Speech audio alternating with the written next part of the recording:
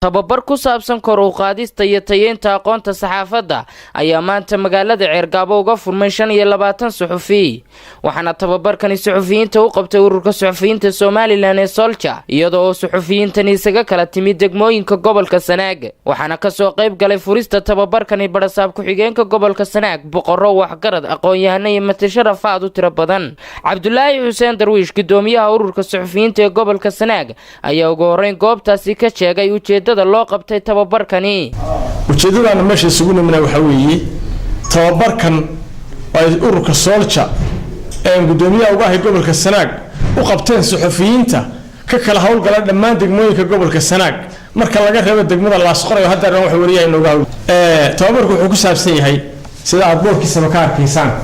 sharciga iyo mas'uuliyadda xorriyad ku baahinta ama fikrada xorriyad ku gudbin karto ayuu ku saabsan yahay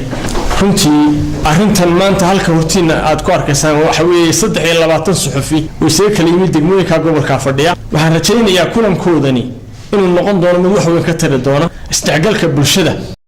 geesta kale Mustafa Saalax Xaaji Xasan oo ahaa macalinka tababarkani bixinayay iyo boqor Faysal Cismaan Baraag ayaa halkaasi ka hadlay waxaana ay ka warameen ahmiyadda uu tababarkani ugu fadhiyo saxafiyiinta qaadanaya ugu farxsanahay maanta inaan ka soo qayb galo kulankan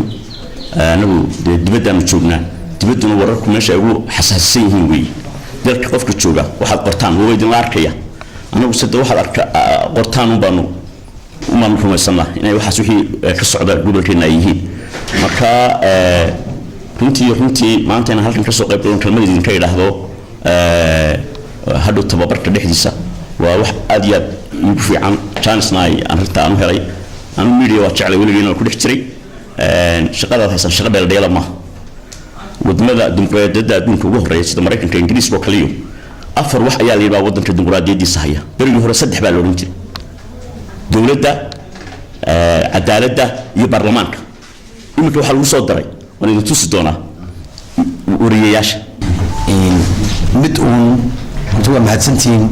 oo runtii saaka qaar baan la kaftamayaan wallahi waxatiin dhalinyaro ma sha Allah aan ku faraxsanahay oo dadooda ay ka yartay 20 jiro oo suxufi marka diyada la sheego waa oday gadweyn laakiin suxufiinay dardaarankaygum baa يرو دردارن بان دورن رنانتي ما هي صحفي لكن قفت اديدا soo maray oo aqal leebanahay waxaan idin rajaynayaa marka wax sheegaysan wixii inay facts ahaadaan laakiin kelmadda igaga beegan markaan cabiro saxaafadu waa seef laba afla una baahan dhanka wanaagsan in lagu gooyo islaamkuna waxa uu aaminsan yahay eres suxufiyiintu ay aad u jecel yihiin oo ah saxaafadu waa madax bannaan tahay waa xor aad bay suxufiyiintu u jecel yihiin laakiin waxaan idin xusuusinayaa qofka islaamka ay xor uma aha wuxuu doono inuu ku hadlo gabagabadii waxa halkaasi ka hadlay oo tababarkani furay gudoomiye ku xigeenka gobolka Sanaag Ismaaciil Cabdi Xasan oo dhankiisa sheegay ka maamul ahaan siday u dhiirigelinayaan tababarada noocan ahi iyo sida loo doonayo in suxufiyiintu ku dhaqmaan cilmiga ay ka bartaan tababarada noocan ahi xil bay iska saareen inay isu keenaan inta soo degmo oo gobolka Sanaaga oo ay waxbarasho u furaan halka iyo aqoon isweydaarsi ay isku weydaarsadaan aad iyo aad bay ugu mahadsan yihiin boqolkiiba boqol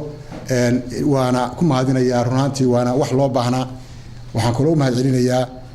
saxafiyiinta ama gudoomiyaha Solja oo usna xil weyn iska saaray Maxamuud Cabdi Barre wararka telefishinka caalamiga Star magaalada Ceergaabo